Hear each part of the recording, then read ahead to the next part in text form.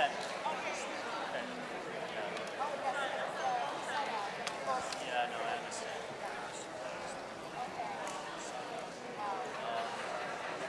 You're okay with the laptop? You don't want to... I can see if someone can. No guarantee. Right up to the line.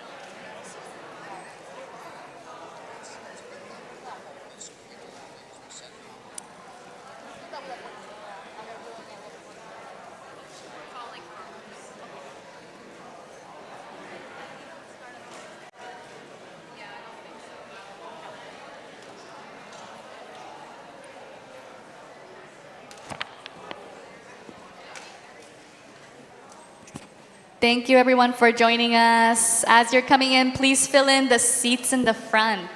Thank you.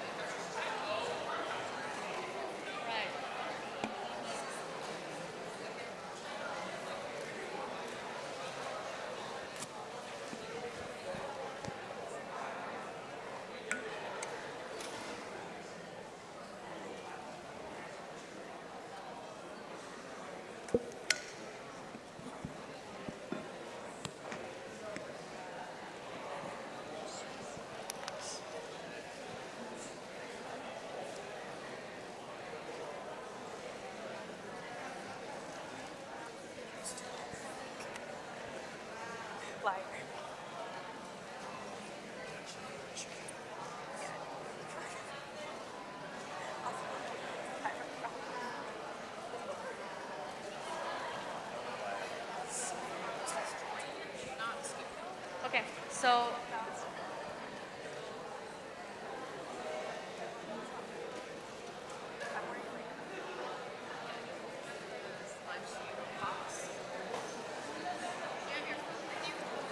I do, but my notifications are off.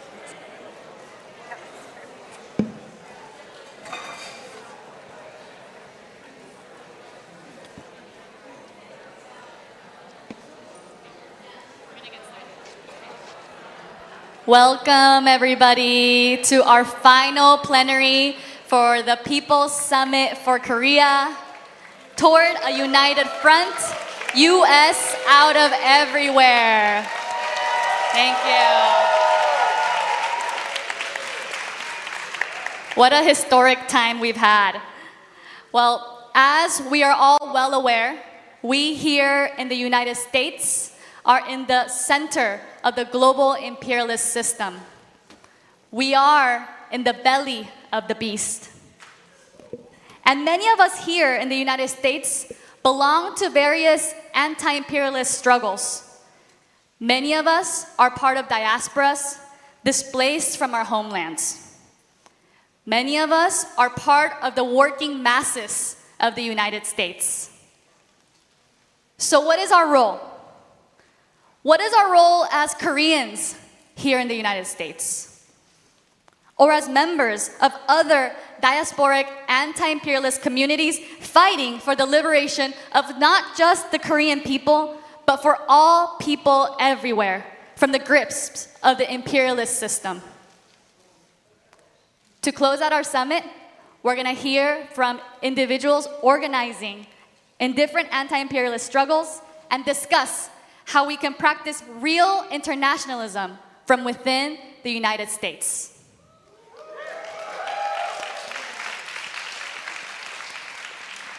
We are joined here by Ju-Hyun Park, a writer and member of Moderator, who leads the US Out of Korea campaign.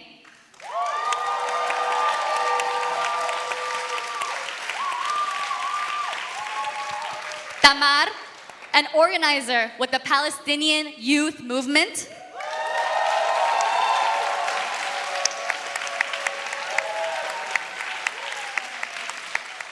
Carlos Ron, current senior fellow at the Tri-Continental Institute for Social Research. Erica Caines, a writer, organizer, and the national co-coordinator of the Black Alliance for Peace.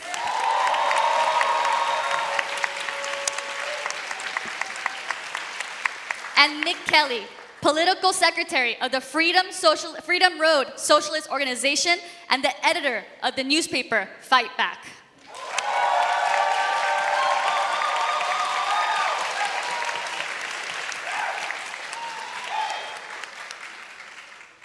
As has been made clear from the programming over the last 2 days, the liberation of Korea is intertwined with the liberation of all people throughout the world. The tentacles of the US imperialist system are tangled up and clenched tightly on our peoples throughout the world, affecting many of our communities in ways that are impossible to unravel from each other. Therefore, it is crucial from different communities to stand strong, principled internationalist solidarity with each other. Today, I'm excited to hear from our speakers about the importance of building a strong, united front and how we can build this united front. We're going to hear from each of our speakers first and then go into a brief discussion. Let's hear from Ju-Hyun of Moderator first.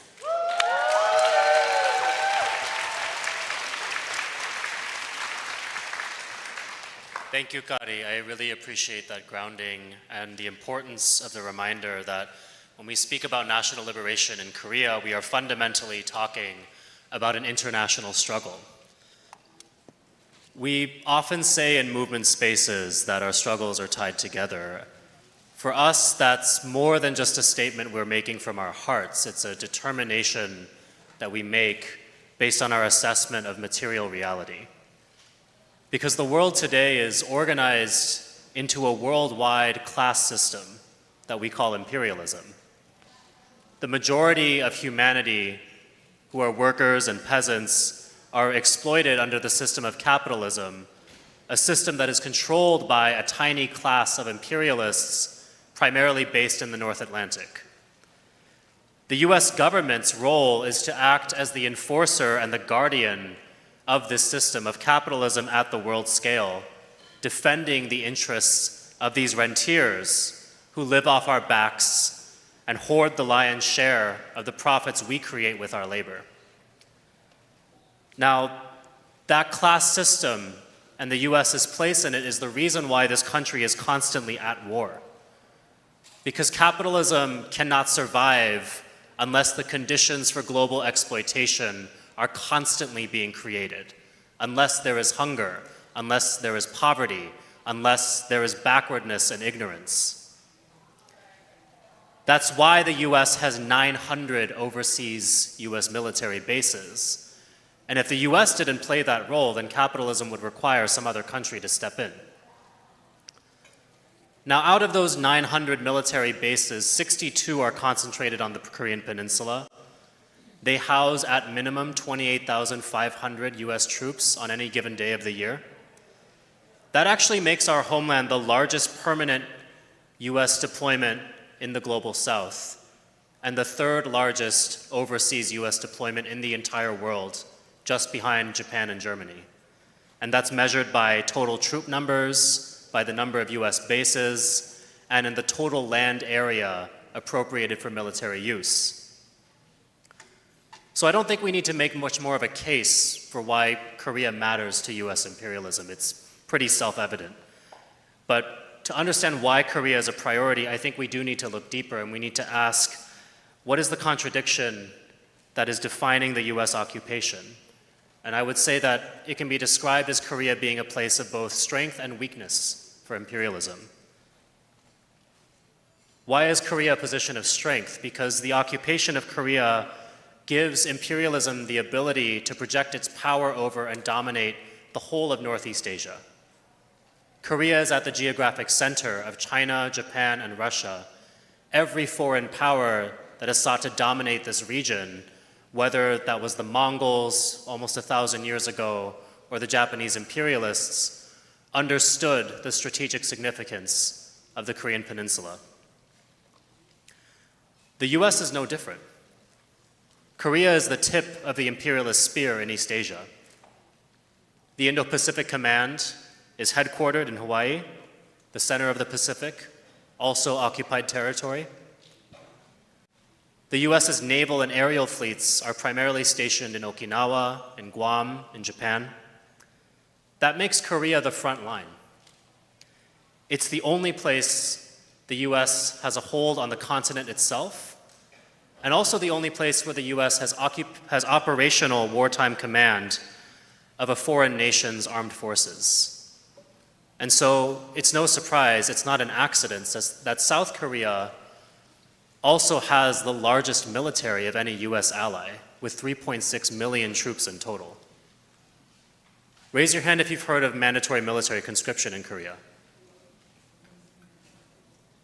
Good chunk of this room. There's a reason that exists, that's not an accident.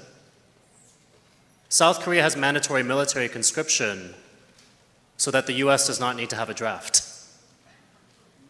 South Korea has mandatory military conscription so that if there is a war for the future of imperialism in this region, the US can reduce the political and economic costs of sending millions of its own citizens off to die. Now, hearing all of that, we might conclude that the US occupation in Korea is only proof of imperialism's strength, but I think that's only part of the story, because Korea was the first place that US imperialism faced a major setback. Obviously, go ahead.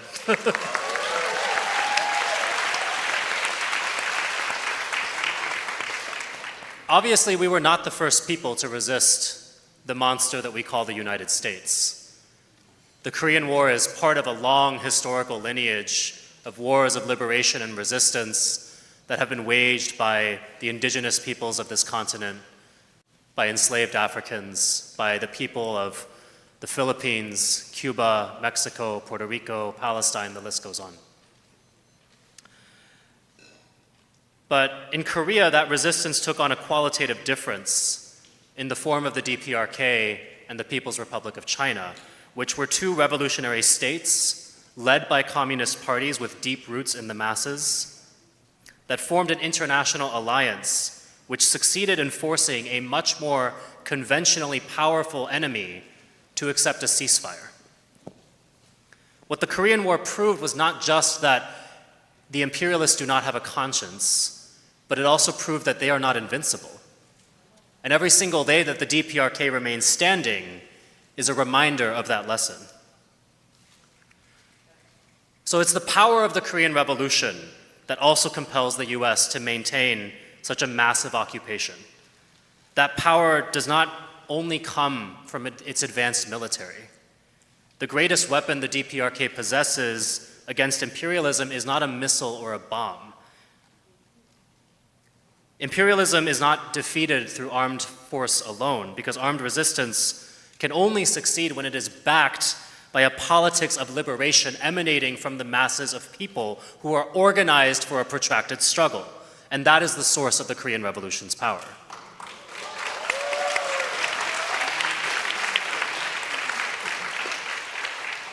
Now, we're convening this conference at a very critical time because US imperialism is now in a position where it has to wage war in East Asia in order to preserve its future. And as the last 2 years of the Zionist genocide in Gaza have shown, there is no atrocity that is too inhumane for imperialism. And in many ways, Gaza is just the beginning.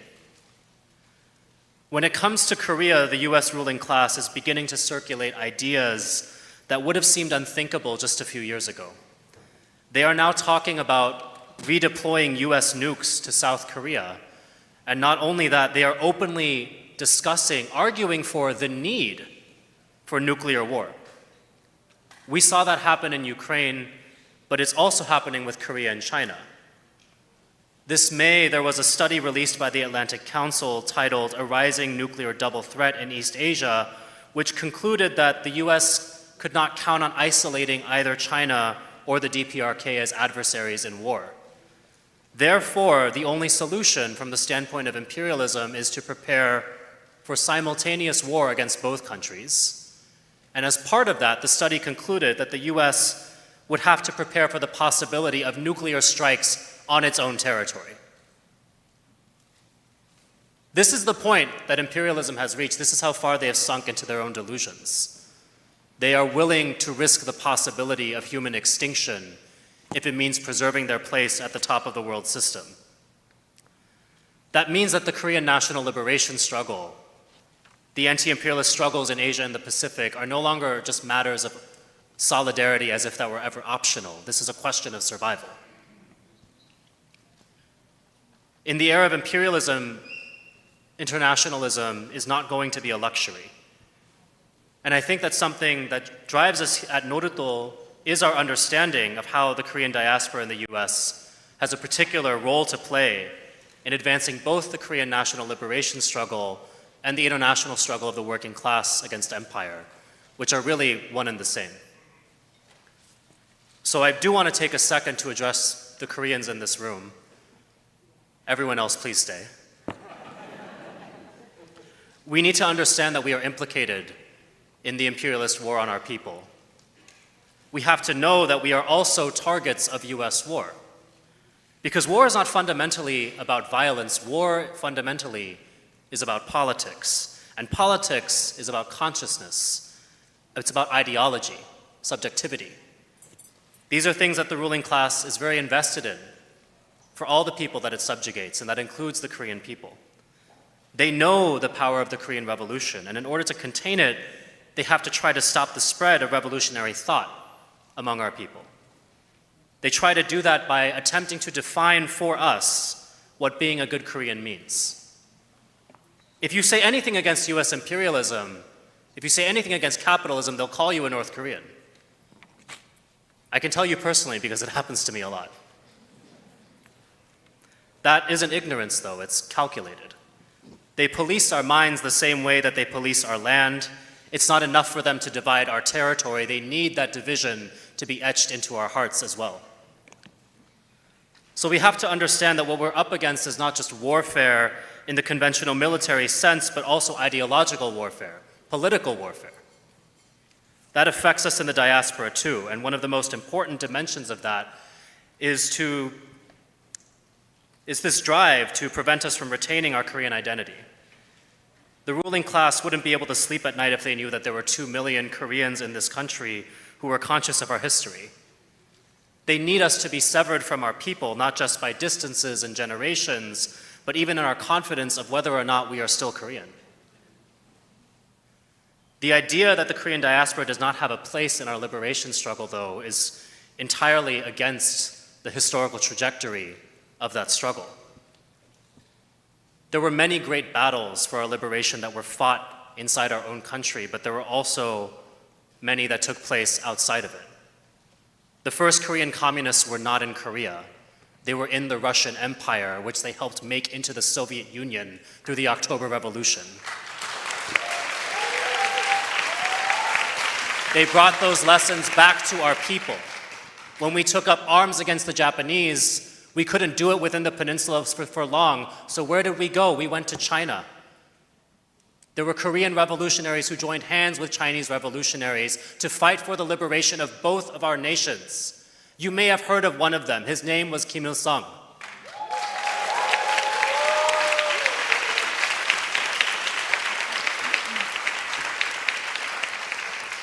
So by struggling overseas, our people created the conditions for the fall of Japanese imperialism, not by single-mindedly fighting on our own in our own corner, but by uniting with the revolutionary forces of the world.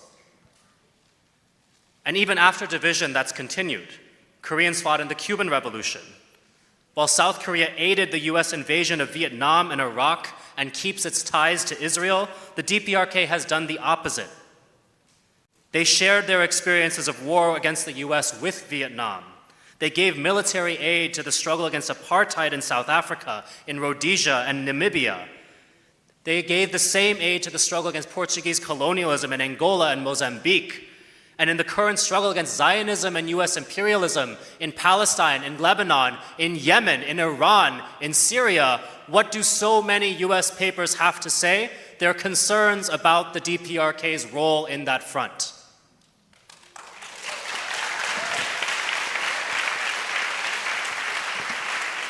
But that solidarity, that internationalism, is not just restricted to the means of arms. Because whether you look at hospitals in Mozambique or hydroelectrical dams in Somalia, irrigation projects in Grenada, the removal of landmines in Malta, you are going to find the imprint of the Korean Revolution and our people's solidarity with the world's toiling people.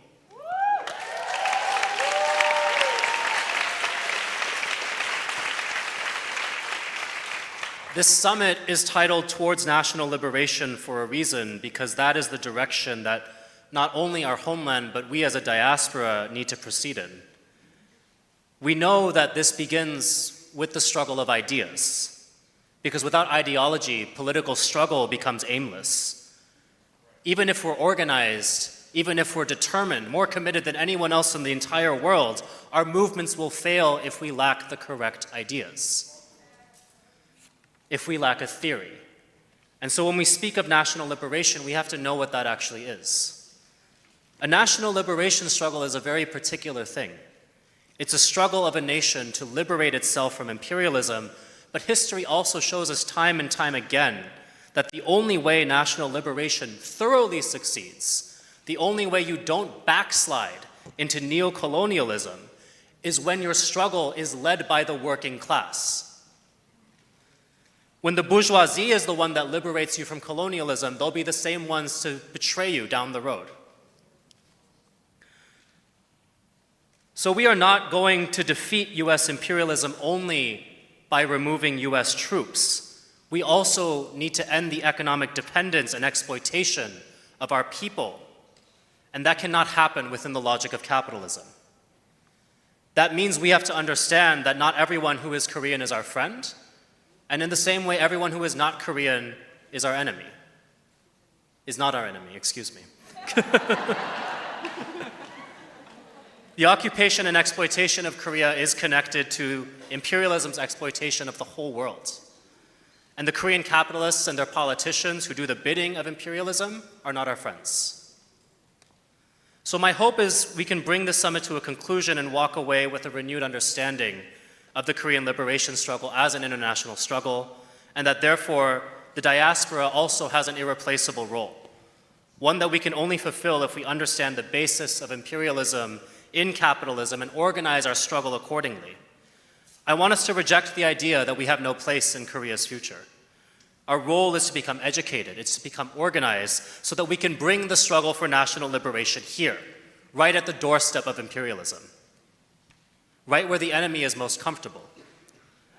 We need to destroy the impunity that the US enjoys in Korea by bringing resistance to their home and by organizing with our class for revolution in this country.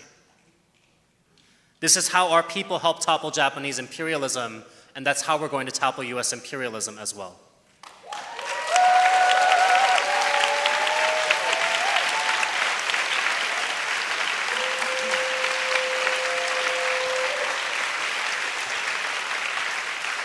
Thank you, Ju-Hyun.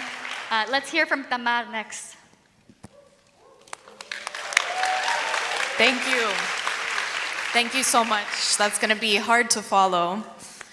We're really happy to be here today as the Palestinian Youth Movement. So thank you to Nodotol, to the workers of Riverside Church, to the interpreters. I'm so sorry I got you my remarks very late, but thank you. To the audience, thank you for being here. I'm here today on the 660th day of our people's genocide. 85% of our people in Gaza have officially entered the 5th stage of the Israeli and US imposed starvation campaign. There is no 6th level of starvation by global health measurements. In addition to the official death count of 60,000 Palestinians murdered by Israel just in the last 2 years, by the Zionists' own count, there is nearly an estimated 400,000 people unaccounted for. That's almost 20% of the population. Every day we try and wrap our heads around the cruelty that is so extreme, it really cannot be put into words anymore. But if there's one thing that we know for certain, it's that without the political, financial, and military support of the US and the West, we would not be in the midst of the greatest crime of our lifetime. But what does this mean? What does it mean when we say that Zionism is a product of and upholds this system of US and Western imperialism? From its inception, Zionism was always meant to serve Western interests. Theodor Herzl, the proclaimed father of Zionism, wrote in 1895 that Zionists should be a, quote, rampart of Europe against Asia, an outpost of civilization as opposed to barbarism. We should, he said, remain in contact with Europe, which would have to guarantee our existence. Enacting Herzl's vision would ensure that the fate of Zionism would be forever connected to the fate of the West. That remains the case. This is why Europe and the US will go to the greatest lengths possible to sustain Israel, even if it means taking the whole world down with it. So in the words of Benjamin Netanyahu in his address to Congress last year, we're not only protecting ourselves, we're protecting you. German Chancellor Merz said in relation to Israel's relentless violence that Israel was doing the dirty work for them. Once again, the West not only upholds Zionism, but Zionism upholds the West. This protection comes in many forms, whether it's the Biden administration ignoring furious calls from the majority of Americans, hiding behind the lie that they were tirelessly working for a ceasefire, all the while expanding state violence and surveillance domestically at the request of Zionists. And of course, sending nearly $30 billion in military aid to Israel just from October 2023 to January 2025, a record number. These choices are so egregiously evil that it cost them the election because, as it turns out, they cared more about being a lifeboat for Israel than listening to the American people, let alone stopping the worst genocide in our lifetime. And Trump, of course, has picked up right where Biden left off. This is imperialism. The maintenance of Zionism at any cost is exposing the rot at the center of those ruling our world. But the irony is that the rot is also at the expense of the ruling class. For example, recently the credit rating agency Moody's downgraded Israel to its lowest rating in 30 years. Despite this, Arkansas, which has one of the highest poverty rates in the nation, now holds $55 million in Israel bonds, including $20 million purchased since May. This means that the Arkansas state government willingly invested taxpayer money into a sinking ship, all for the sake of keeping Israel's bloodthirsty genocide going for just a little bit longer. This story of the US and Western-backed genocide is a condensed history of capitalism, as capitalism was born dripping in blood from head to toe, as the Marx quote goes. Though this time, no one can say that they didn't know, because we all know. UN Special Rapporteur to Palestine, Francesca Albanese, captures this horrifying truth in her recently published report, From Economy of Occupation to Economy of Genocide, in which she details how mass Palestinian death is a booming business venture. So what comes next? What do we do with this information? It's nearly cliche at this point to say that we're living in a transformational time. The global majority has been rising up against the Palestinian genocide, the defining moment of our lifetime, for nearly 2 years, if not longer.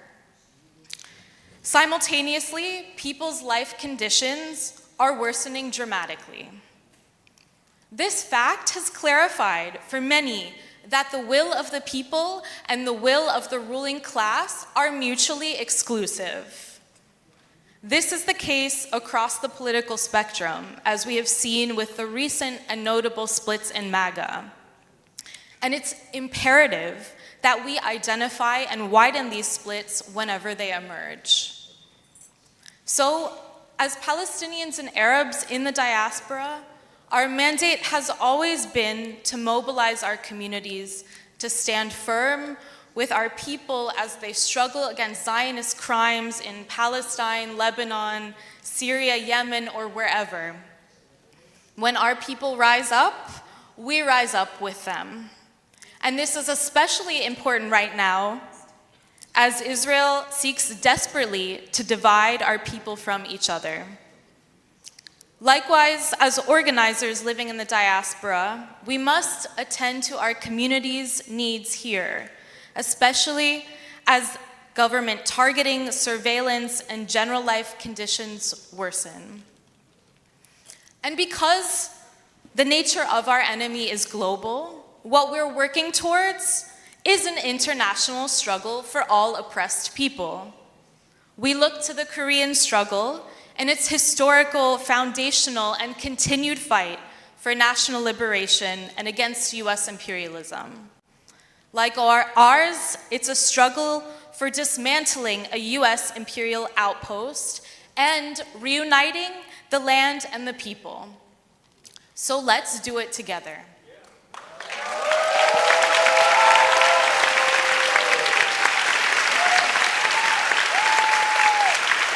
Thank you. This time has galvanized people on an unprecedented scale. Whether it's the brave souls right now aboard the Handala flotilla trying to break the siege of Gaza, or PYM's Mask Off Maersk campaign, which in record time pressured shipping giant Maersk to halt all shipments to the illegal Israeli settlements, and will continue to pressure Maersk until shipments are halted to all of the illegal Israeli state.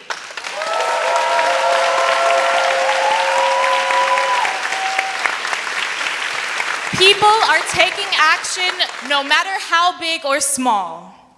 We can look to the Hind Rajab Foundation or to the Hague Group, who are trying, despite all odds, to make international law relevant after its total decimation by the US and Israel. Or to countries like Colombia, who have stopped coal shipments to Israel imperiling 50% of the Zionist state's coal supplies.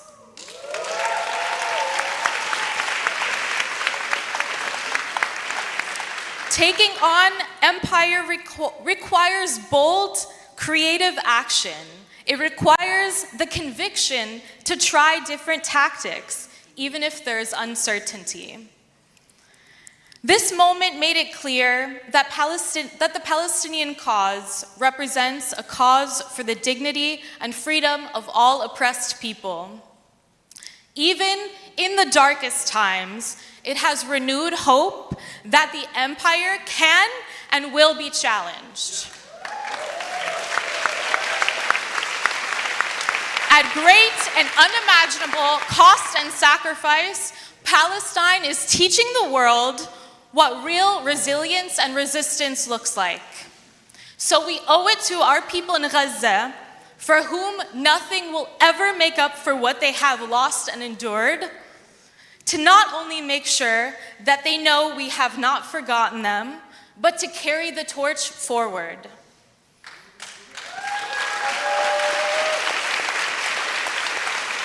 The days only seem to get heavier, but this should tell us that our task is only becoming greater. We are proud to take up this task with you all until all of Palestine is liberated, and imperialism is nothing more than a footnote in history. The future is ours, so let's say it together. Long live international solidarity. Thank you.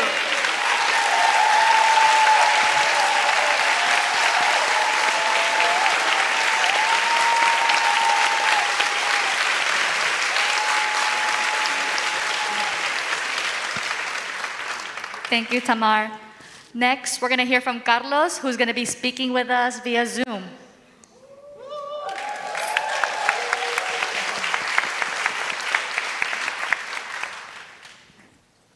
So greetings, friends. I first want to begin by thanking our friends Nudutol and everyone involved in organizing these People's Summit for Korea. As a Venezuelan revolutionary, I want to express my solidarity with all people of Korea who for years have resisted all conceivable forms of interventionism, divisionism, and outright military hostility from US imperialism. I come from a region that during the last 200 years has also faced a myriad of aggression and interventions from the United States. As a result of this systematic interference, our countries still face significant challenges. Superexploitation of our resources that has contributed to the underdevelopment and overdependence on the United States, the constant interference in the internal affairs of Latin America and the Caribbean nations in the interest of the US military, geopolitical and economic interests, the systematic obstruction of regional unity and integration, a necessity for development and sovereignty. In the past 200 years, under the ideological framework of the so-called Monroe Doctrine, the notion that the United States as a continental power has the right to intervene in the affairs of its neighbor has taken a tremendous toll on all of our countries. You see, US interventionism during the 20th century was expressed by land invasions and military occupations, and you can think of Puerto Rico, Nicaragua, Haiti, Panama, the appropriation of customs in the Dominican Republic, control over the energy industries, particularly of oil industry in Mexico, in Venezuela, control over mining in Peru, Bolivia, Chile, control over the meat industry in Argentina, control over the finances in Brazil. The Cold War was a hot war in Latin America, as it was in Korea. Just between 1962 and 1968, just in that brief period of time, 14 governments were overthrown with the active support of or presence of US intelligence agencies.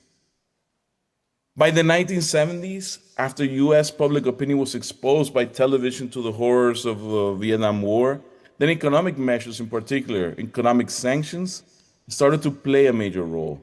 Make the economy scream was Nixon's instructions against the democratically elected president of Chile, Salvador Allende. After the fall of the Berlin Wall, which allowed the US to establish itself as the world's first superpower, interventionism took the form of financial obligations, and the Washington Consensus, a new form of colonialism, became the roadmap for intervention. Latin American and Caribbean markets were to be opened by US interests. But the election in 1998 of President Hugo Chavez in Venezuela signaled the beginning of a new reality for the region.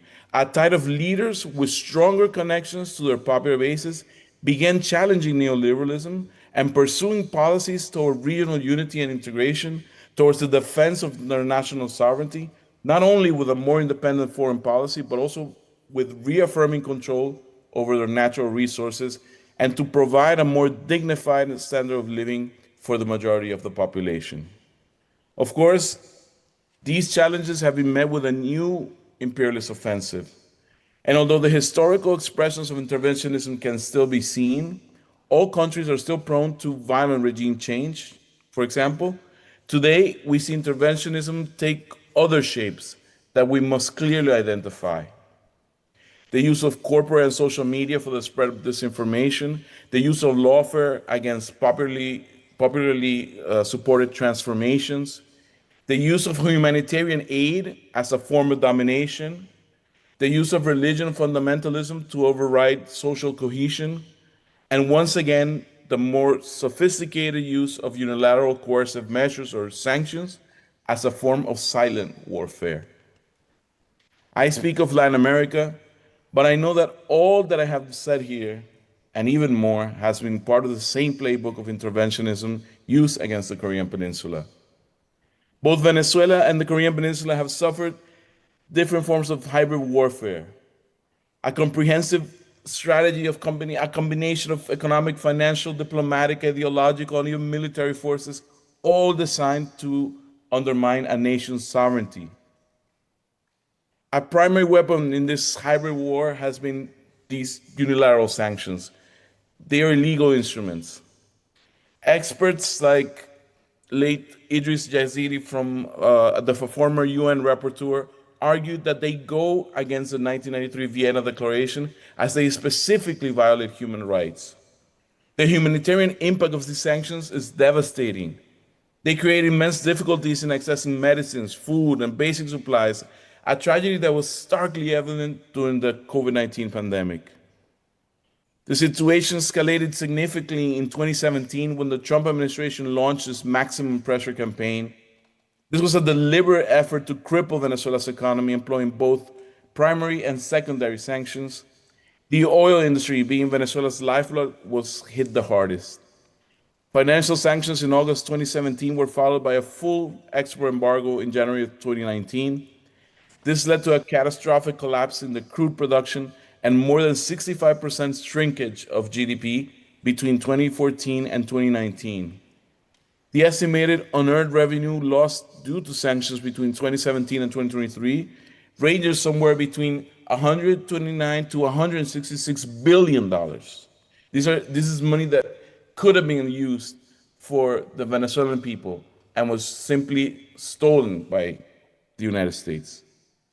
We also saw severe fuel shortages, a nationwide electricity crisis in 2019, all this directly linked to these measures. Billions of dollars in Venezuelan public funds have been frozen illegally. Companies have been driven into bankruptcy.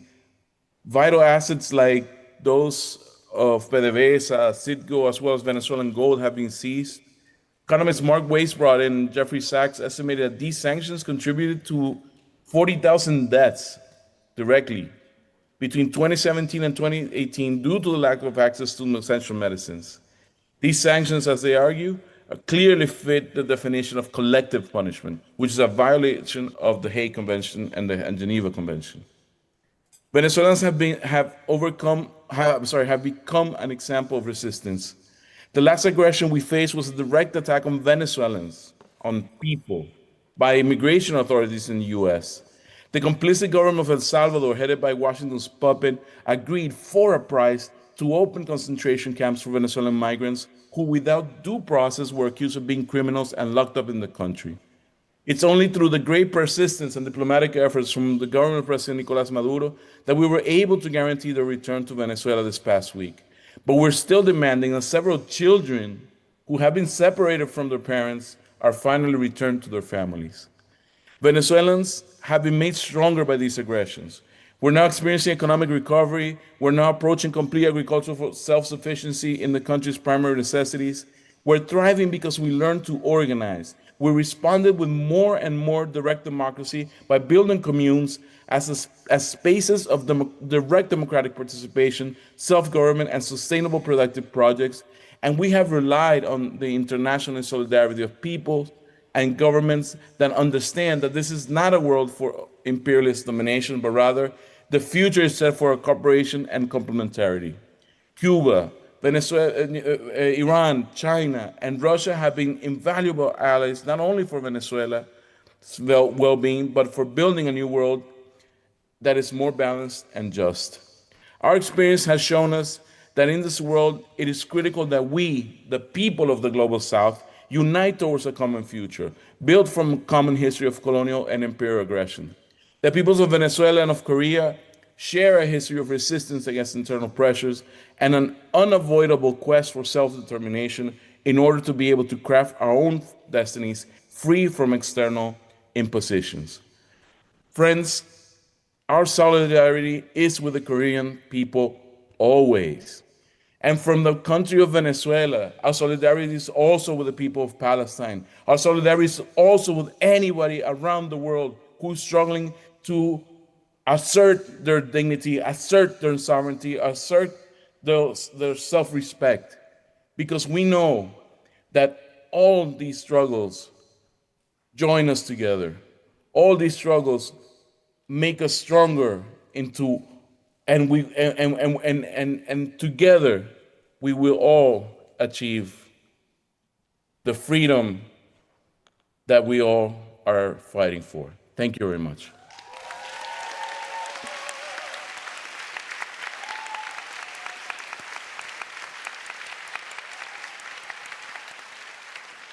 Thank you. Let's hear from Erica next.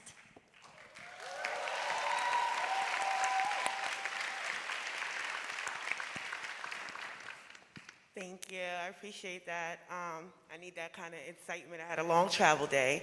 So my name is Erica Caines. As noted, I am a national co-coordinator of the Black Alliance for Peace.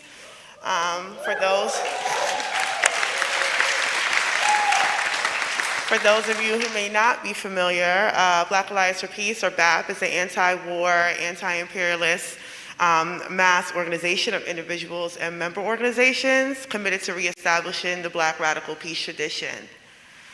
I do want to start by saying it's an honor to have been invited to speak on this forum, and I would like to thank the members of this incredible organization for extending this invitation. My first discovery of what was actually occurring in Korea was in 2018, when I learned about the reunification process, or the attempts to for reunification.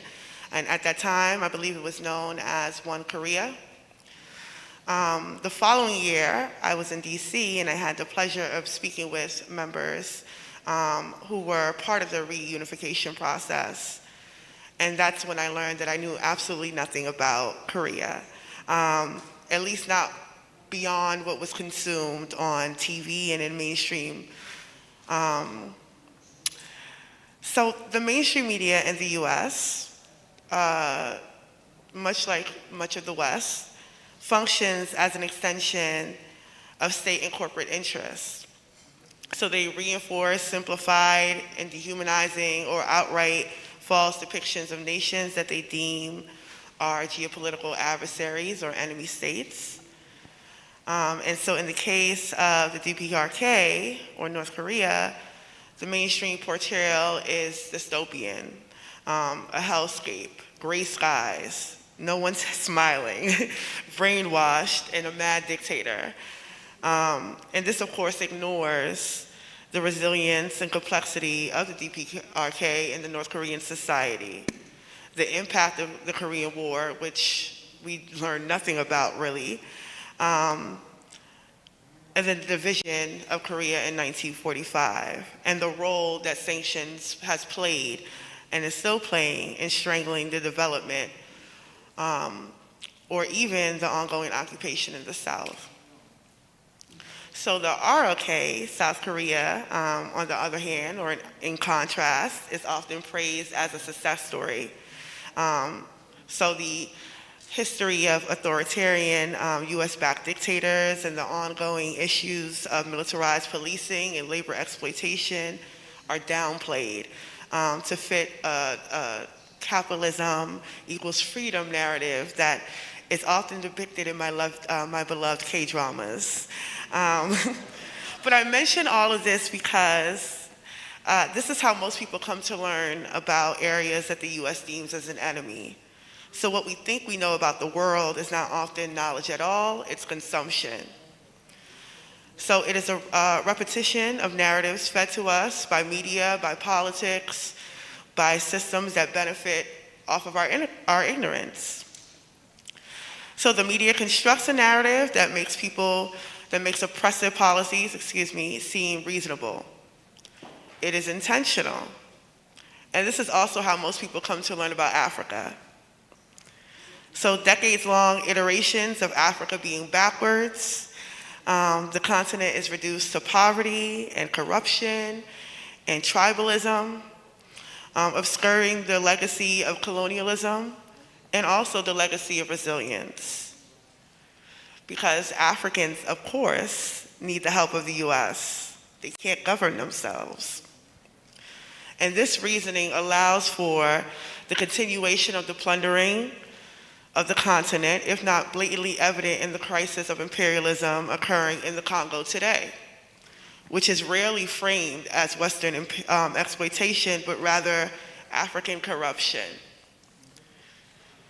NATO and US imperialism function as twin engines of global domination.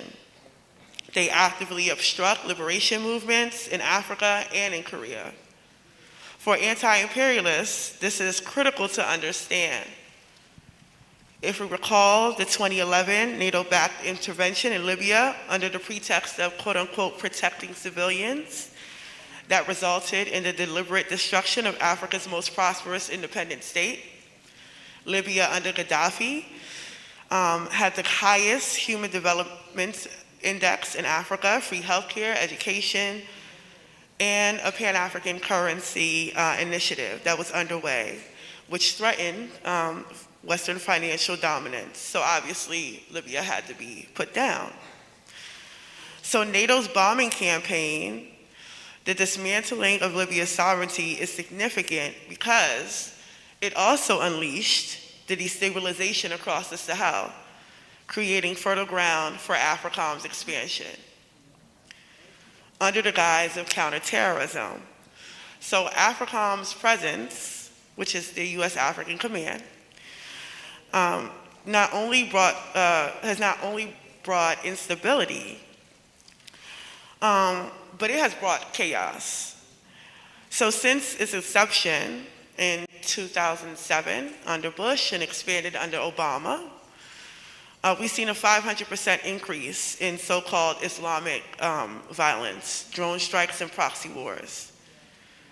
So as France retained economic control over West African CFA front countries, the US militarized the entire continent. So, and this is a crisis that NATO has continued to exacerbate. I will say today, though, Eritrea remains without an AFRICOM presence. They never had one, and Nigeria just kicked them out.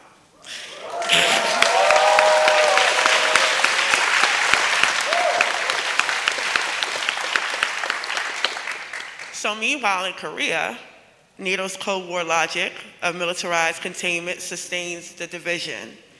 The US militarizes the ROK with 30,000 troops alongside THAAD missile systems, explicitly aimed at encircling China and Russia. The annual provocative war drills that occur, like the Key Resolve, which simulate decapitation strikes against the DPRK. they deliberately escalate tensions to justify a permanent U.S. presence, deliberately blocking peaceful reunification.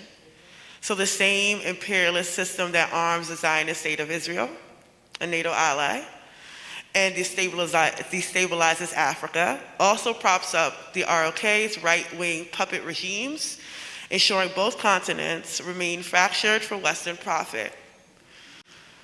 The interconnectedness of U.S. NATO domination in Africa and Korea reveals a deliberate strategy to divide and rule by destabilizing.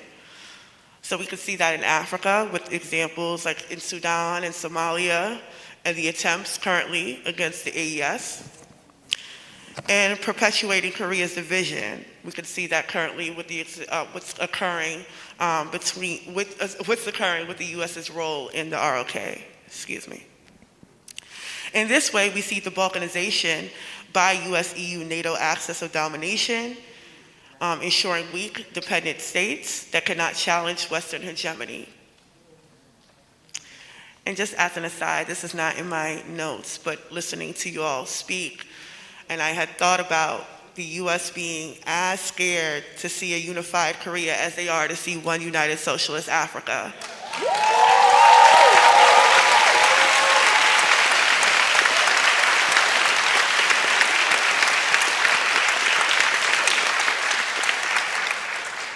With the U.S. arms industry like Lockheed Martin and Raytheon profiting from perpetual war, whether it is in Africa via counterterrorism or Asia via anti-DPRK or anti-China provocation, Africa's resources and Korea's strategic position as a wedge against China are exploited to maintain Western capitalist domination.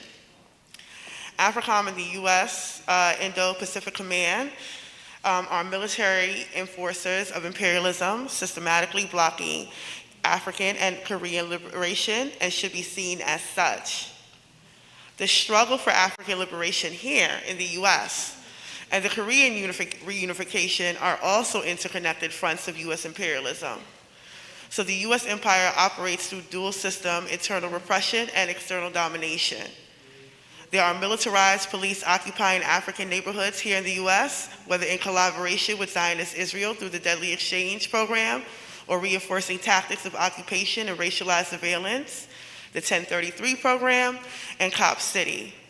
And I'll just conclude with saying this: the same systems that murders Africans in the US and on the continent with impunity threatens Korea with nuclear drills, while mass incarceration and forced partition serve parallel functions, fracturing collective power.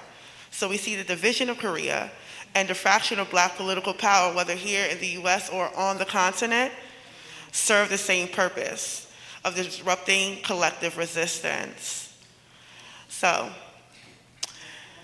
I will end there because that is my time, but I would like to say no compromise, no retreat. And thank you.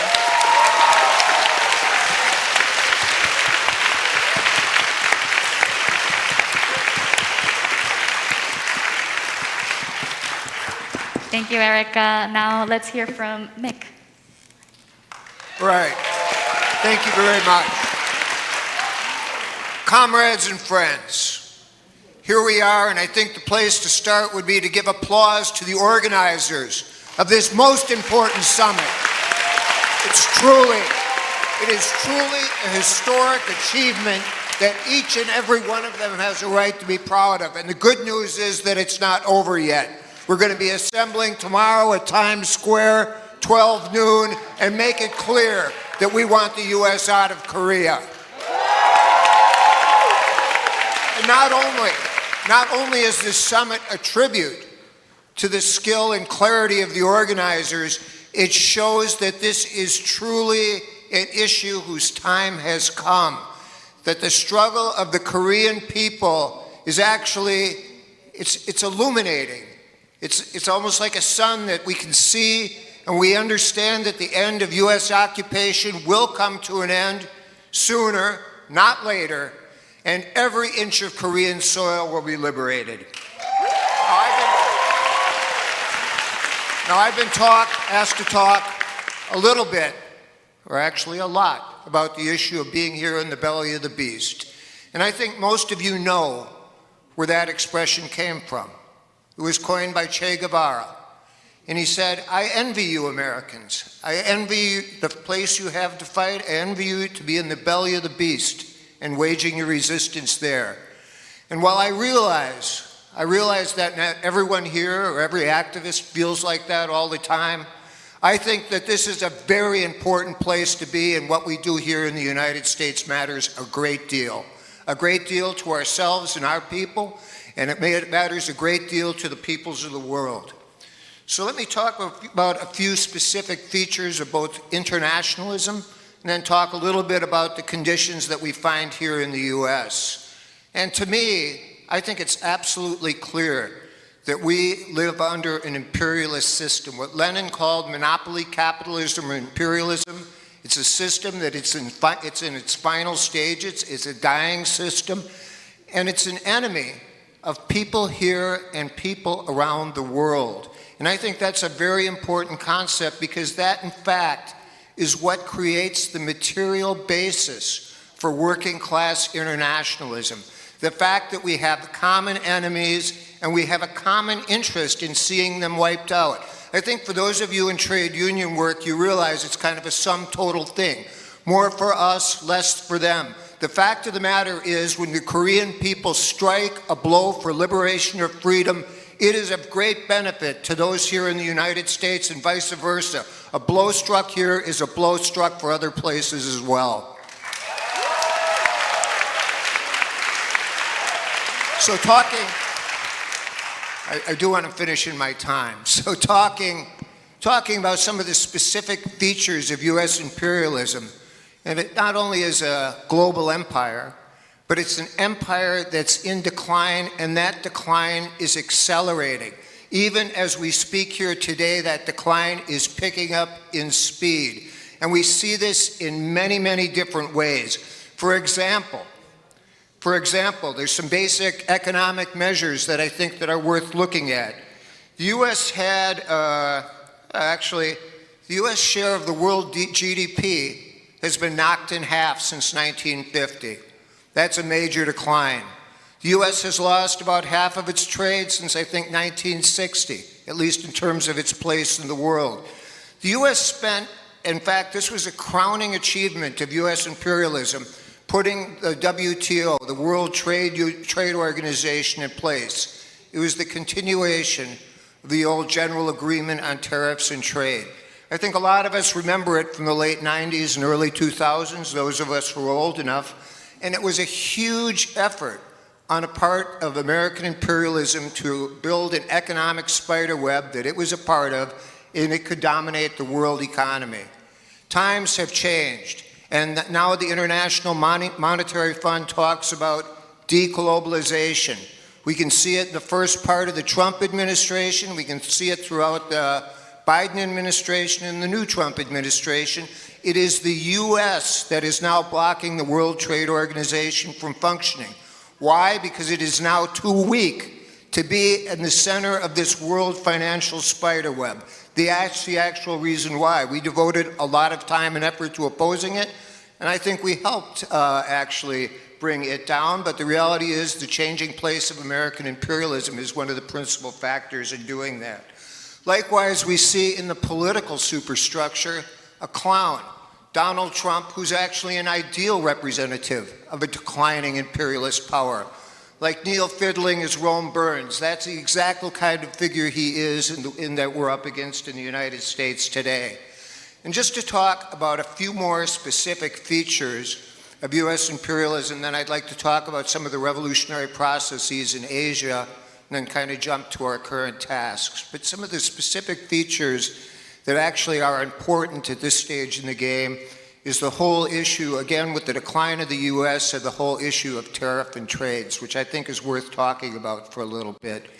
Trump says tariffs are going to help people, and particularly says they're going to help workers. This is a lie on two levels. Number one, it's going to result in higher prices, and number two, it will not lead to the reindustrialization of the United States, and to the degree that it does, it actually will end up costing jobs as more advanced technologies are applied in industries like steel.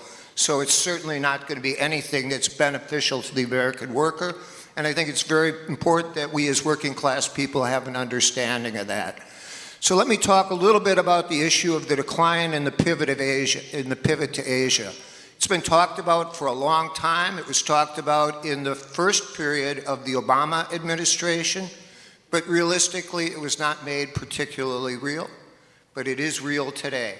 We see a whole set of policies and plans, including war preparations of many kinds, corralling a number of different willing and unwilling participants to participate in an anti-China alliance, and they actually face a number of challenges with this pivot, and I would like to concentrate on three in Asia.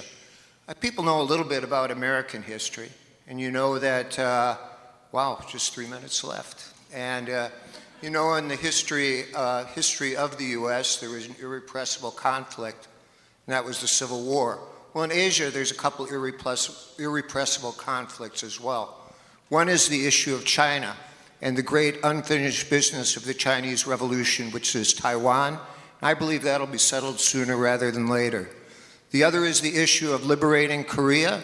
And finally, there's the issue of the National Democratic Revolution that's taking place in the Philippines, where a heroic people's war is underway and is illuminating the path to a very bright future. So here we are in the United States, and I think it's wise that we probably turn and talk to what our tasks are in relationship to these plans for war and to this struggle against the struggle against imperialism. I think the first thing is we need to be about solidarity, and I think that's self-evident, and I think it's important that that solidarity is extended to the DPRK. I think that's absolutely vital.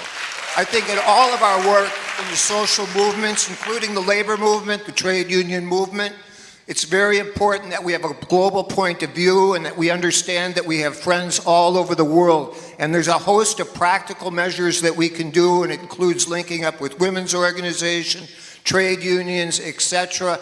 And there's a great deal of work that can be done to, in fact, globalize our struggle. Finally, it's vital that we build an anti-imperialist wing of a broader anti-war movement, a movement that's inclusive, not exclusive. We have a lot of work to do in the future, but it needs to be done in a practical way that relies on drawing tens of thousands, if not millions of people into this effort. And the final analysis is the masses of people that makes history. It cannot be made by us alone, and it depends on us being able to pull large numbers of people in behind us to do things. Finally, I would like to just recall a little bit of history, because I think we can gain some inspiration from it. It's actually part of U.S. history. So you know, during the Korean War that the U.S. was waging on the people of Korea, there actually was a resistance to that war in the United States. There were people opposed it. In fact, I know people who went and participated in conferences, peace congresses, that denounced the U.S. use of germ warfare in Korea. This actually happened. There actually was protests, there was trade unions that passed resolutions. But there also was something else, and I think it's important to remember. So a number of GIs, quite a few actually, were captured in Korea. Yep, they were taken prisoner, and they were treated well. And the Koreans talked to them. They talked about, what the hell are you doing in Korea? And you know what? At the end of that conflict, there was a number of Americans who stayed in Korea and contributed to socialist construction. We can learn from a spirit like that. Thank you very much, and long live international solidarity.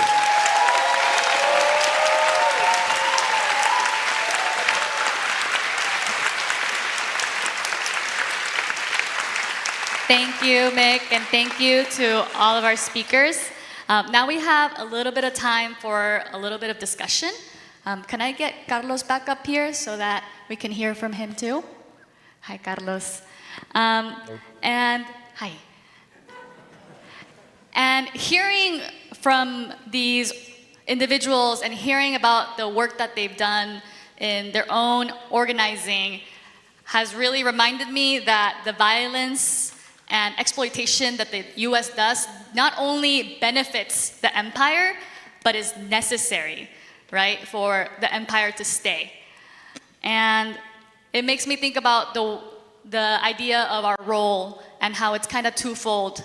Not only do we have a complicit role, those of us here in the United States who are here living within the empire, but also it means that we have a role to play as organizers and people practicing internationalism and internationalist principles. And I guess we have a little bit of time, so I want to end with this question, which is that we know that we can't do this work alone. Each of our struggles needs the work of the other struggles in order to really, really defeat and rid this world of imperialism. But it's not always easy to build this solidarity. So my question for you all is, what challenges have you faced in building transnational solidarity? What challenges are there to build a united anti-imperialist front within your community? And how have you overcome, or how are you looking to overcome these challenges? Are you doing it the same order or anybody? And I think anybody who wants to answer can go. Okay.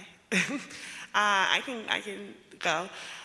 So one of the biggest challenges, especially as being a Black anti-imperialist internationalist organization, is the question, what does any of this have to do with us? And that's a very permanent question. Whether it's Palestine or Korea or anything that is not seen as particularly African or African-centered, that question comes up. Now, whether or not it's a genuine question, I guess that's up for subjectivity, right? Because as I mentioned before, the amount of consumption in terms of media that we're getting about these other places makes it very hard for people who consume these things every day to really see those connections. And I think Mick said really pointed that dismantling the U.S. police state also means dismantling it overseas, the garrison empire, right? So understanding the links between global and domestic imperialism as counterparts. And this has been the work of the Black Alliance for Peace, the political and popular education work that is required for folks to kind of make those connections, right? Because when they step outside their door, they're very aware of what is happening as far as the police state, as far as their wages, right? But they do not understand the police state in mirror or in comparison to what is occurring across the globe, right? So when we emphasize a 1033 program that puts military-grade weapons into our communities, or when we emphasize a deadly exchange program that does the training with our police forces in our communities with the IOF, the purpose of that is so that we can kind of make those connections less broad.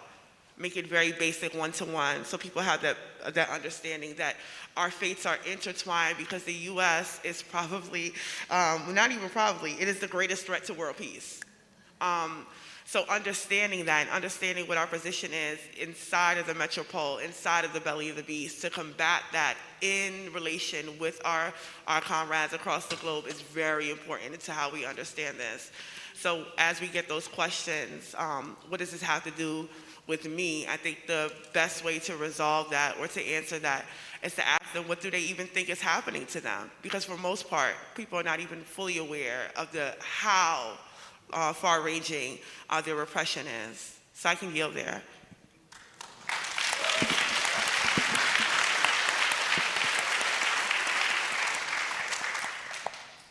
It's very, very interesting. I think there's 2 points that really come to my mind. One is, in terms of international unity and solidarity, I think it's actually very vital that we develop practical plans and things that we can actually do that draw in broader groups of people than simply the people that were able to get to the meetings, whether it's taking trade unionists out, developing sectoral relations, or whatever. I think those things are vital.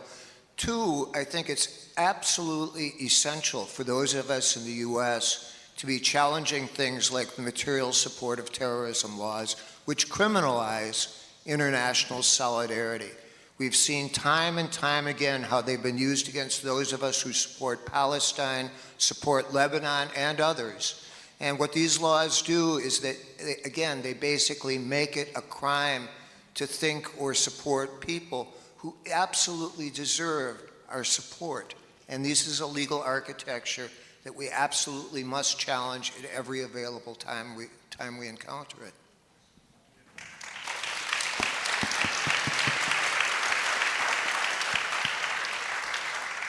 I really appreciate this question and all the responses that have been given so far, and I think it's something that we've wrestled with a lot as Noruto, I think, just to take a moment to be frank. If you are, I guess I can age myself, I'm in my 30s. If you are around my age, then your kind of life was marked by Occupy Wall Street.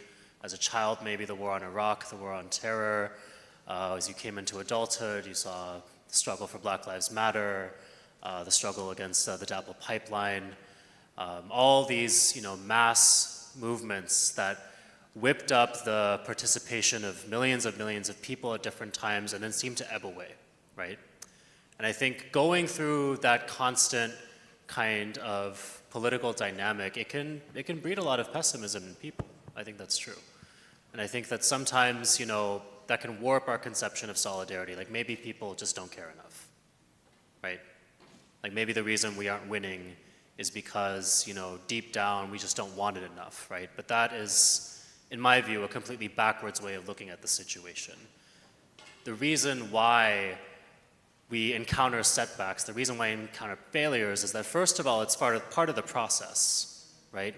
We need this in order to become steeled, in order to become stronger as movements. And secondly, because we can only win and we are only as strong as we can be organized to be. And that means that our solidarity can only be as strong as our organization. So if we want to have international solidarity, if we want to have solidarity between movements, we also need to make sure, and we need to ask ourselves, are we organized as communities, as movements that are engaged around particular issues, right? And if the answer is no, then we need to address that question first in many ways. And the thing about organization is that you need struggle to have real organization. Because if you don't have struggle, then you're not really having practice. And then your organization is something that's abstract, right? Some of you may have had this experience before. You try to get politically involved in something, you meet a bunch of like-minded people, you start reading the same books. It's really exciting. After a little while, no one's really sure what to do anymore. This element of pettiness starts to creep in, there's interpersonal beefs that develop and things like that. That's a lack of struggle. It's a lack of organization, and that means it's a lack of power, right? So we have to struggle for organization and power. Then our solidarity can mean something. Then we can show up and not just say, I feel bad for you. We can show up and say, I brought 1,000 other people with me. What do you need? Right? We have to see how it all ties together, and that's why if you're going to do anything after this conference, please join an organization. And if you're not sure where to start by coming tomorrow to Times Square to mobilize with us. See some organizations in action, talk to a lot of people. And then again, on 8/15, August 15th, we'll be doing the same thing again around the country in different cities. So even if you're not here in New York, you might have a chance when you go home to follow up and see again, who are the organizations that seem to be capable of something? Who's talking the talk and walking the walk, right? And then that's how we start to build as a movement and start to build in our capacities to really show up for one another.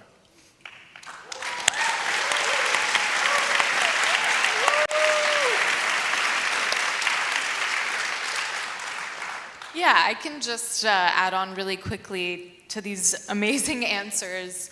A challenge that I think we really see and also foresee into the future is just the results of the immense and vicious class warfare that's happening in this country, specifically with, DOGE and the Big Beautiful Bill and all of these cuts that are completely gutting any residual social net that we have in this country. And I think a challenge that we're going to continuously have, and that's going to grow, is understanding how to organize under those conditions when people are really struggling to have their material needs met.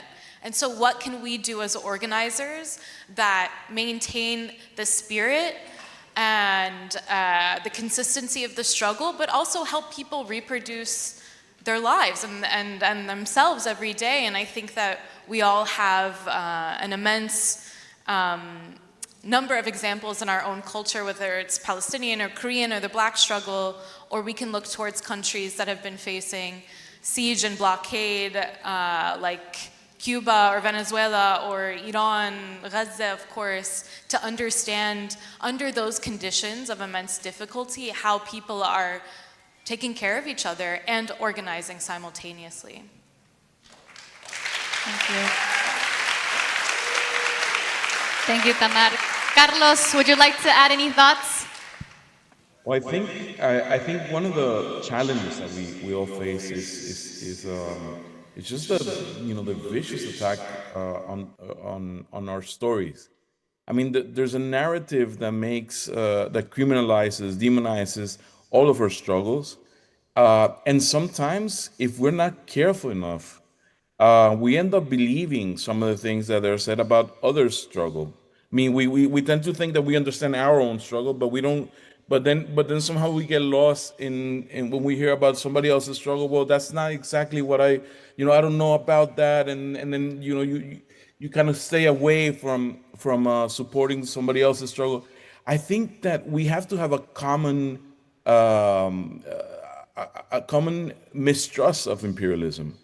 The idea, the idea that they promote is that we're all in different small islands and living our own struggles, and they have nothing to do with each other. While when it's easy to realize that the same people that are asking or are allowing or are abetting the destruction of Gaza are the same people that want to overthrow the Bolivarian Revolution in Venezuela, and are the same people that want to strangle the Cuban Revolution and so forth. All our struggles are intertwined because at the end of the day, all of our struggles are anti-imperialist. And sometimes, people are diverse, people are different, people have different experiences, people have different realities.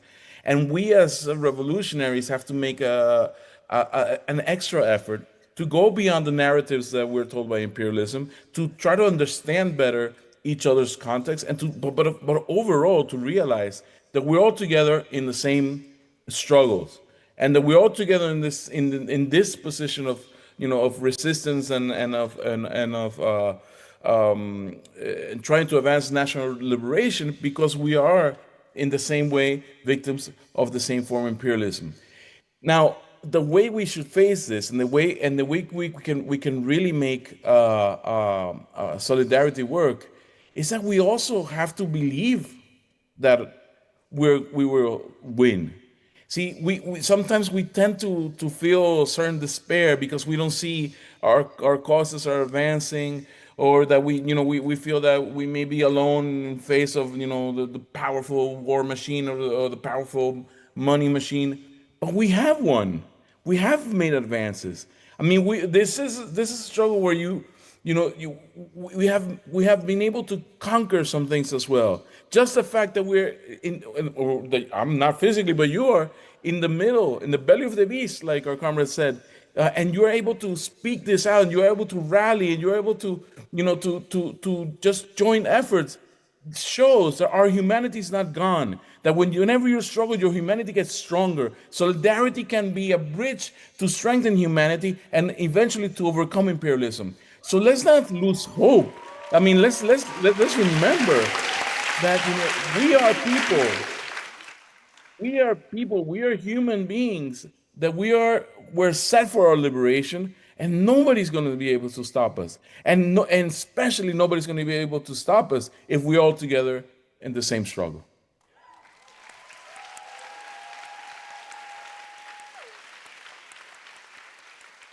Thank you so much, everybody, for your answers. Carlos, especially with your words, I'm filled with hope, and that hope is coming from this resolve to engage in this struggle not only with my comrades in Nodutol, but with comrades across struggles, with all peoples, with all workers, with people across all diasporas. And as we have seen in every liberation struggle across the world, from Palestine to across Latin America, across Africa to Korea, the fight for liberation doesn't just come from those places where imperialism reaches, but has to also come from here. And thank you, all of you, for helping to fill me with this resolve and also this spirit of internationalism that I think it's necessary. I'm feeling really hopeful, and I'm really hopeful to see you tomorrow at Times Square at noon.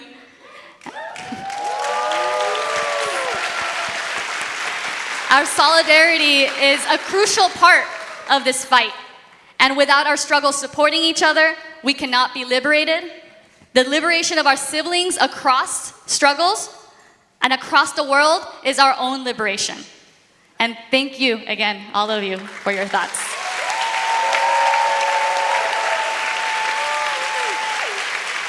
Okay. We're gonna close out this plenary with some chants. So we're gonna have our speakers help lead us in some chants. We're gonna fill this room with the energy of international solidarity. So I encourage you to stand up, especially we've been sitting down for a long time. And we have a closing ceremony coming up. So our speakers up here, we're gonna lead you in a chant. Many of you know it. It's no boots on the ground, no bombs in the air. And your response is? Excellent, let's go. No boots on the ground, no bombs in the air. No boots on the ground, no bombs in the air. No boots on the ground, no bombs in the air. Let's take our speakers one final time. Thank you so much.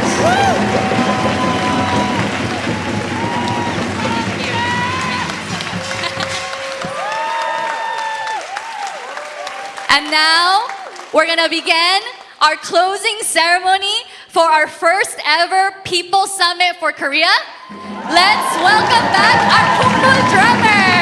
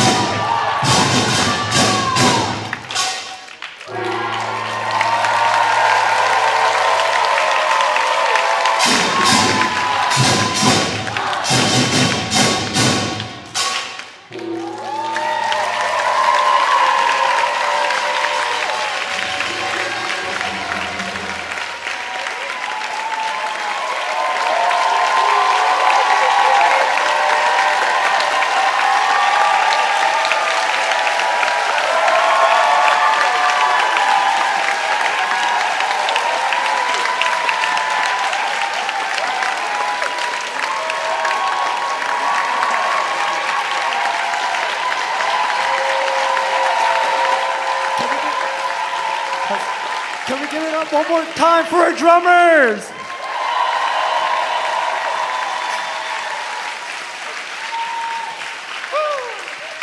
My voice is shot, but I'm so happy to be here with all of you. Oh my gosh, what an amazing summit, right?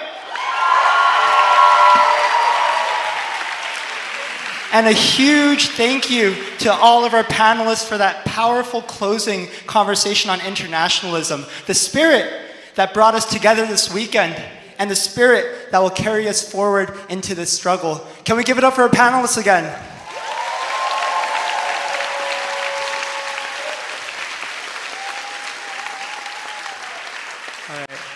If you were at the DPRK plenary, one of our panelists, Brian Becker, talked about how it's not always about these high points of the conference. It's all about what happens after, too, right? Like 99% of organizing is the meetings that happen between these high points, the building of the movement that takes place during non-revolutionary moments to set the foundation for the revolutionary moments, right? So it's up to all of us to take the energy that we've created here and build upon that momentum past the summit, right? Am I right?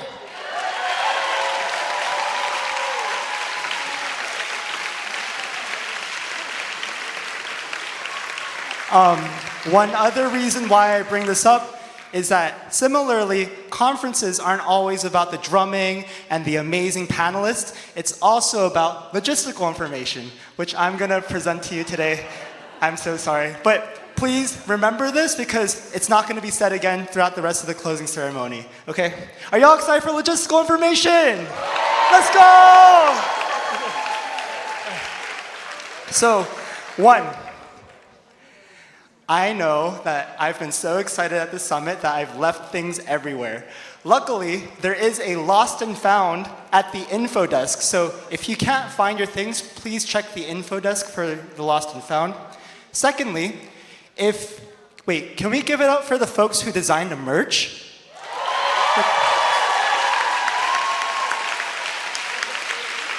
If you haven't yet gotten your merch, there's gonna be a merch table set up outside the church. It's going to be set up there after the closing ceremony. And I mentioned that because we need all of you out of this venue by 7 p.m. to help us with closing. So please go outside, check out the merch, and definitely leave here by 7:15 p.m. Thank you very much. And then lastly, can we give it up for our South Korean delegation?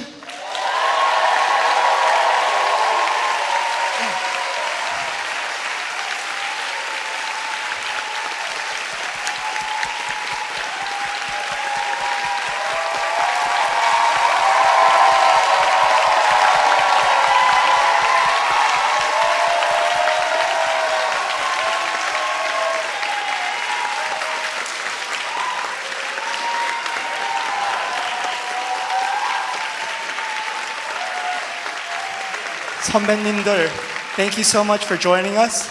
But you are not exempt from logistical information either. If you've been using one of the interpretation devices, please remember to return that back to the table once you're done. Thank you very much. Again, for the ROK delegation.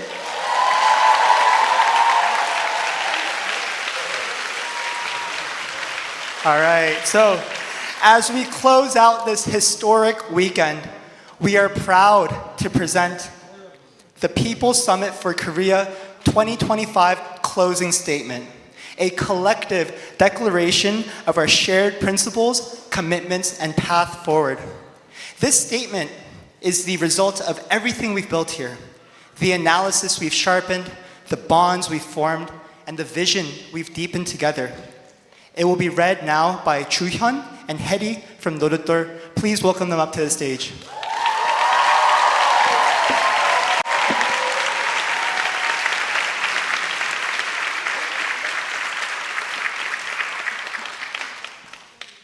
Thank you once again to all our participants, to our convening and endorsing organization, to Riverside Church, and to all the workers here. As we close the first People's Summit for Korea, we reflect not just on where we are today, but how we got here. The dates that mark this weekend are not only moments in history, but calls to action. Today, July 26th, nearly 75 years ago, the Nogunri massacre began when the US military, under orders to treat Korean refugees as enemy combatants, slaughtered more than 400 villagers from Nogunri in southern Korea.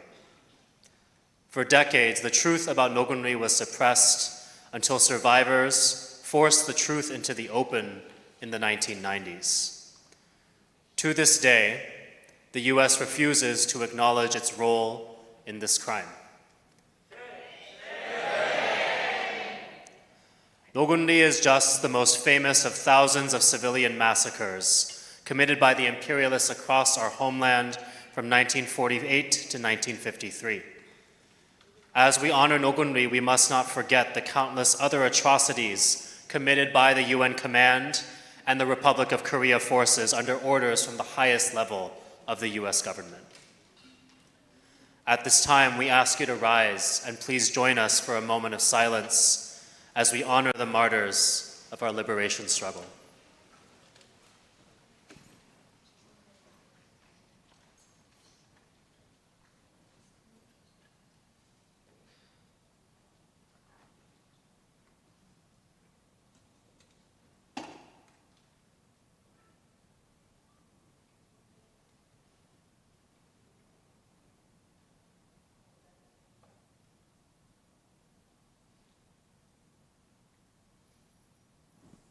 Thank you. Tomorrow, July 27th, will mark the 72nd anniversary of the signing of the Korean War armistice. This is a day we often remember somberly for the division imposed upon our homeland, for our families torn apart, and for a liberation struggle which 80 years since the end of Japanese colonialism remains incomplete. But this is not only a time for grief, it is also a time for pride in our struggle. 80 years since the United States began its division and occupation of Korea, it fails every day to impose its rule over the entirety of our homeland.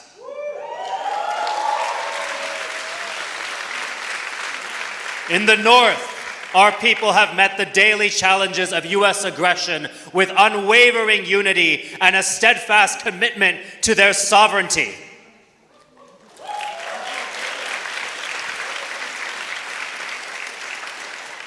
In the South, our people have toppled Washington's puppets not once, not twice, but 4 times.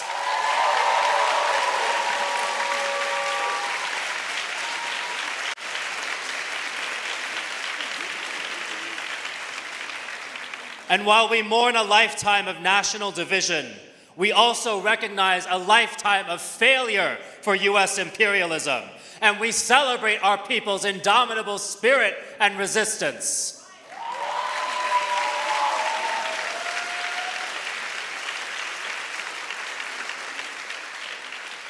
Tomorrow, as we walk through the streets of New York City, we will send a clear message that Korea's liberation is not a question of if, but when.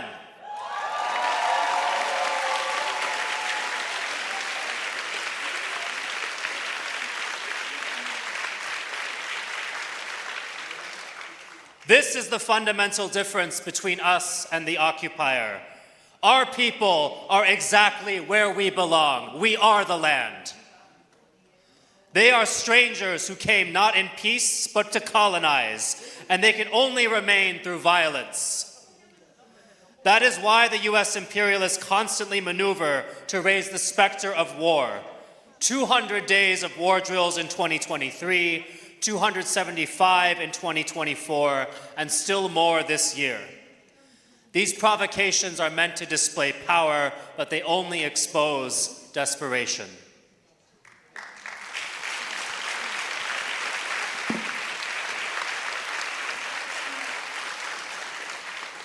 Imperialism, not only in Korea, but worldwide, is in a crisis of its own making. After 500 years of colonial subjugation, the nations of the global South are rising, asserting power as the majority of humanity. The capitalist system that enrich the ruling classes of the US, Japan, and Europe is hitting its historical limits, facing a deepening social and political crisis at home, while tearing apart the ecological fabric of our planet.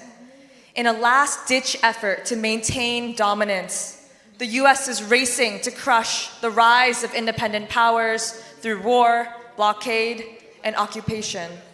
But it is overwhelmed, it is unprepared, and it is doomed to fail.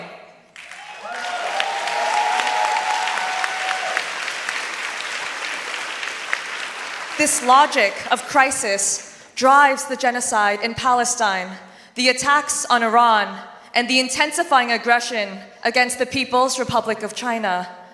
This is why Korea and the entire Indo-Pacific region has become a front line to a war.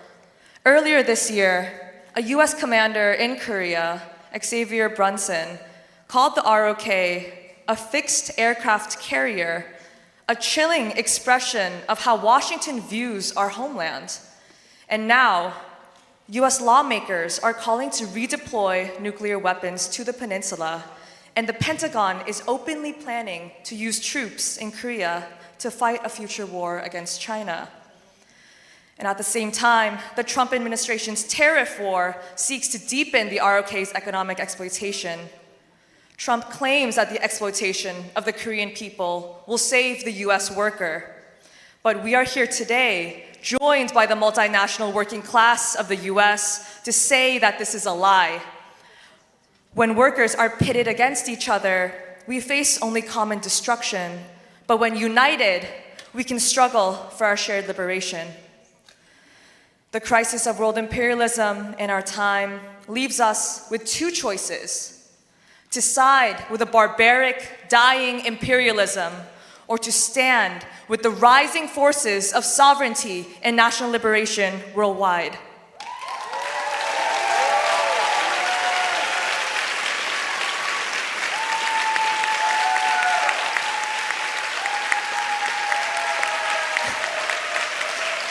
Our movement must be a decidedly anti-imperialist movement. It must be rooted in solidarity against capitalist exploitation. The demands of the Korean masses can only be achieved through a struggle for national liberation from US imperialism, which will clear the way to build a Korean peninsula in East Asia, a world where the masses of working people are the masters of society. The challenges that are facing Korea are immense. The US drive for war has shattered the previous paradigm of inter-Korean relations and the pursuit of reunification based on the principles of independence, peace, and national unity. The US lackey, Yoon Suk-yeol, attempted to restart the war and pursue regime change in the DPRK in the name of capitalist expansion. But the Korean masses defeated his plot. And yet, the election of Lee Jae-myung does not mean an end to the mass struggle. This is not a time to retreat. This is now the time to advance.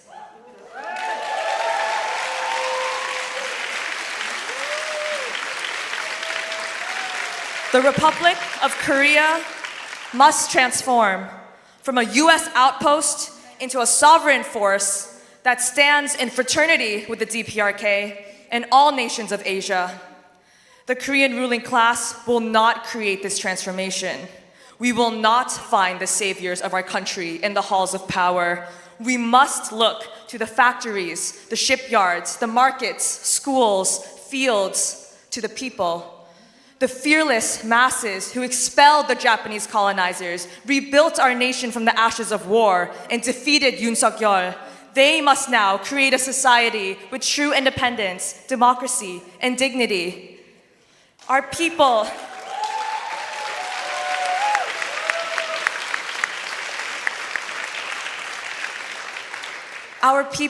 are the only force that has ever moved history forward, and we must rely on them again to confront the greatest threat to Korea and all of humanity, US imperialism itself.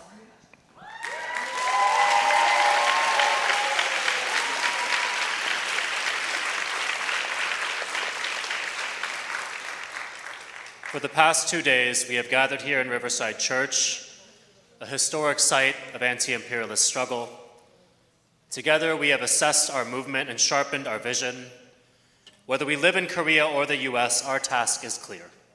We must stand against imperialist war on Korea, on China, in the Pacific, and across the global South.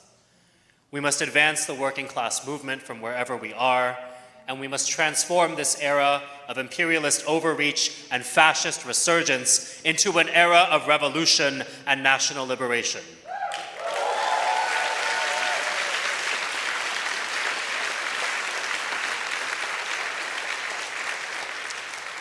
In just a few weeks, the US will once again conduct its Ulji Freedom Shield War Games in Korea. Last year, they rehearsed nuclear strikes against our people. Earlier this year, the US and ROK forces razed the village of Nogokri during a joint war drill, wounding dozens of people. So long as the US can treat Korea as its military playground, then we do not have independence. We must answer their escalation with organized resistance. And so on August 15th, this year's Liberation Day, our comrades in the ROK will take to the streets to defy Ulji Freedom Shield and demand true liberation and independence. And across the US, we will join them in a national day of action.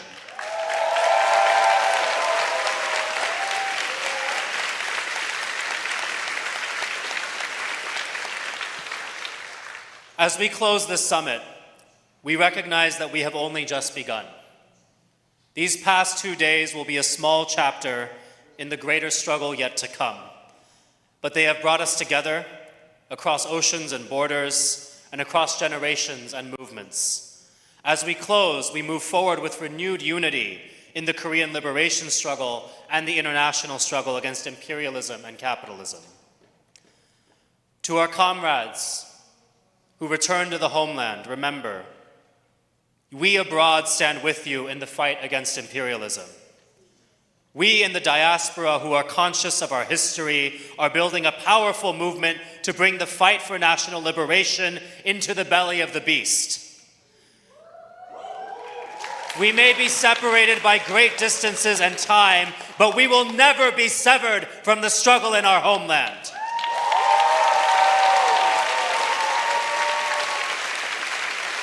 And we do not fight alone, but alongside the working masses who will be the grave diggers of this empire.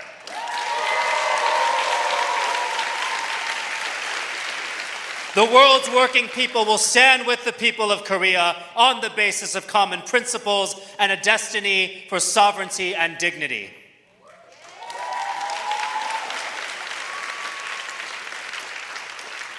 Repeat after me, from Paektu to Hallasan. U.S. out of Korea! Paektu to Hallasan! U.S. out of Korea! U.S. out of Korea!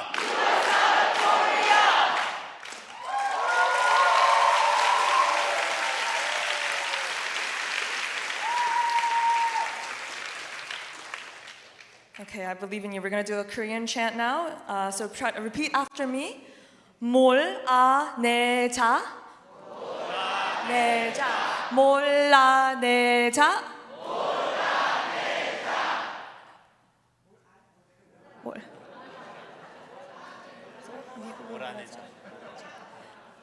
So when I say 몰아내자, 몰아내자, 미국을 몰아내자. 몰아내자, 몰아내자, 미국을 몰아내자. 몰아내자, 몰아내자, 미국을 몰아내자.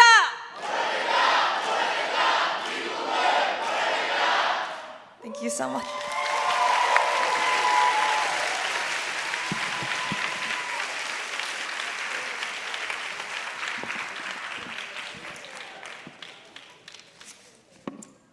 We're not done yet.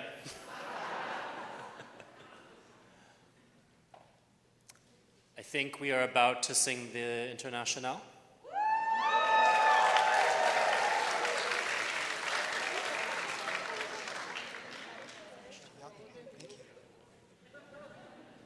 What a powerful closing statement. Can we give it up for Ju-Hyun and Hedy?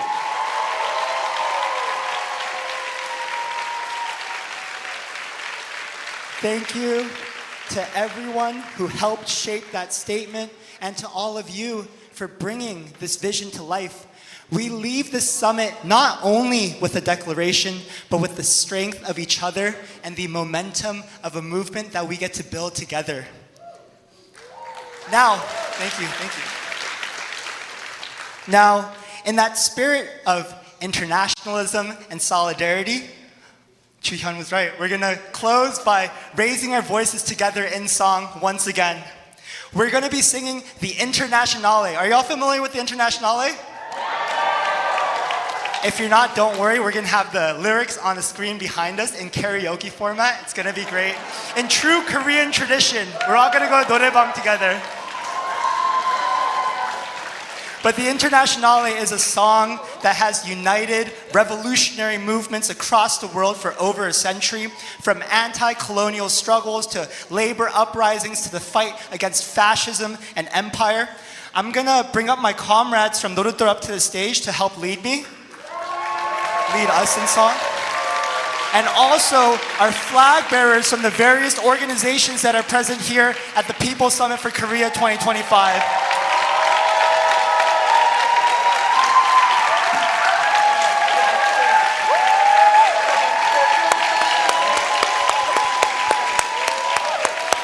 If folks in the audience brought your own flags as well, please feel free to stand up and wave them around high in the air as we sing this song. And you may know this in English or another language. Please feel free to sing along in whatever language you prefer. We will be singing it in English. The backtrack is actually in Korean, so if you want to sing in another language, you could, add that in. But let's honor this global legacy and let's raise our voices together as part of this international movement for justice and liberation. Let's sing. Everyone stand up if you can, if you're able. Woo!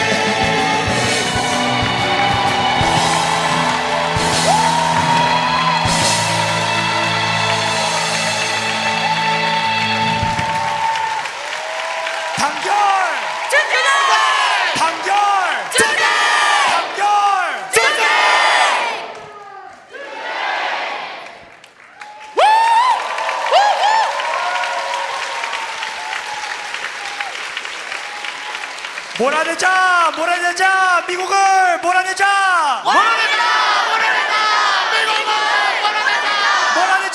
몰아내자, 미국을 몰아내자. 나가라, 나가라, 미국은 나가라. 나가라, 나가라, 미국은 나가라.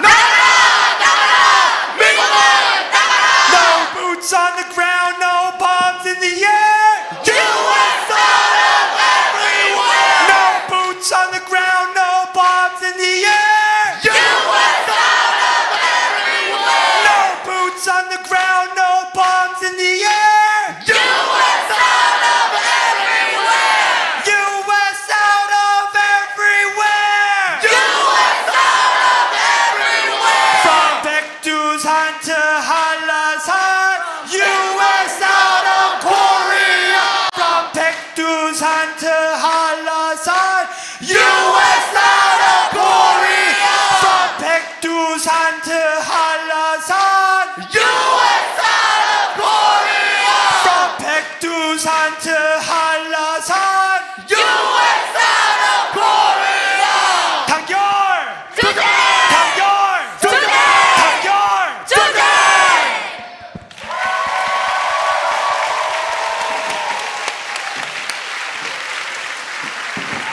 Give it up for our singers and our flag bearers, please.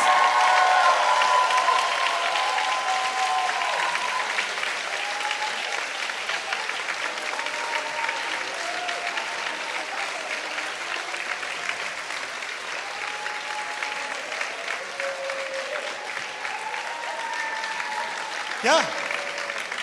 So now, before we send you all off, could we give a huge round of applause to our conference planning team?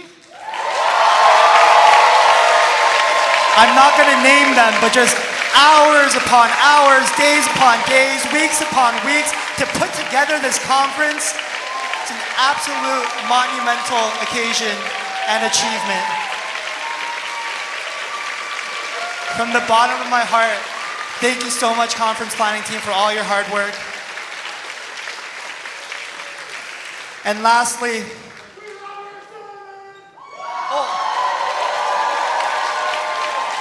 I love you too. I love you all.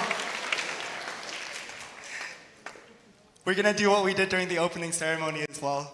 We're gonna shout out each of the convening organizations. This time, what I want y'all to do is just do a continuous round of applause while I list them all out. Does that sound okay?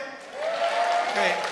So thank you so much to the Koreans for Anti-imperialism and Sovereignty, the Korea Peace Now Grassroots Network, Koreans for Decolonization, the Korea Policy Institute, the People's Forum, the Answer Coalition, the Anti-War Action Network, Dissenters, the United National Anti-War Coalition, and Moderator for Korean Community Development. Thank you, thank you, thank you. This conference would not have been possible without all of you. And also to our partner organizations, volunteers. Thank you so much to our army of volunteers that made this conference run. Thank you to all of our speakers, our moderators, our workshop folks, our panelists. And lastly, thank you to all of you, the people, for making this happen.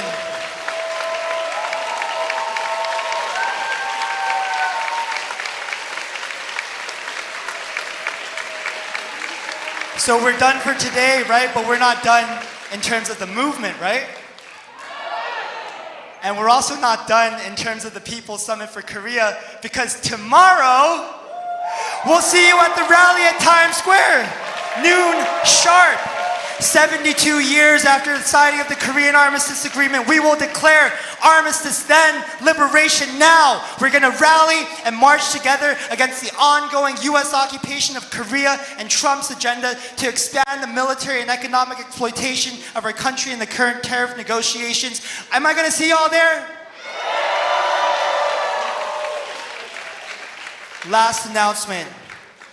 please mark your calendars because in just a few weeks, on August 15th, we're going to be calling for a National Day of Action to commemorate 80 years of US occupation, but also 80 years of Korean resistance. These actions are going to take place all across the US in conjunction with our partners in South Korea, and it will be another chance to amplify our message that true liberation in Korea can only be achieved by getting the US out of Korea and putting an end to US imperialism everywhere. So thank you all so much. This summit has been a historic occasion, relationships built, knowledge shared, and a movement strengthened. Together, we are building the power we need to fight empire and to win. Thank you very much. See you all on the streets.